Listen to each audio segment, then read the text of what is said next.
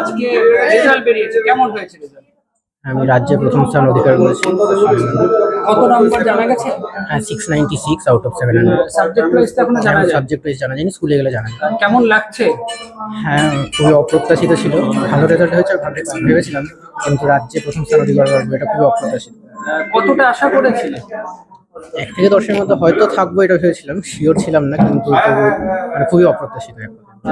মানে এই যে তোমার এই যে এত সাফল্য, এটা কার জন্য হয়েছে বলে তুমি মনে করছো? প্রথমেই বাবা মা আর দিদি, সবাই পরিবারের সবাইকে, মানে স্কুল টিচার যারা রয়েছেন, রায়গঞ্জ কর্নেশন স্কুলের আপামর যারা শিক্ষক মণ্ডলী, এবং আমাকে যারা সারা বছর গাইড করেছেন, প্রাইভেট টিউটর যারা রয়েছেন, বন্ধু থেকে শুরু করে সকলের অবদান রয়েছে।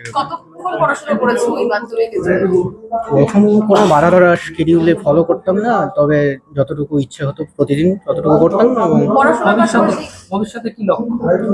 ভবিষ্যতে আপাতত মেডিকেলে যাওয়ার লক্ষ্য রয়েছে, তবে অন্য কোনো লাইনে যদি ইন্টারেস্ট ডেভেলপ করে তবে সেটা পার্সু করতে পারি। কোন স্কুলে ভর্তি হওয়ার ইচ্ছা আছে? আমাদের স্কুলে হয়তো কর্নেশনাল স্কুলে ভর্তি হবো। পড়াশোনার পাশাপাশি আর কি করতে ভালো লাগে?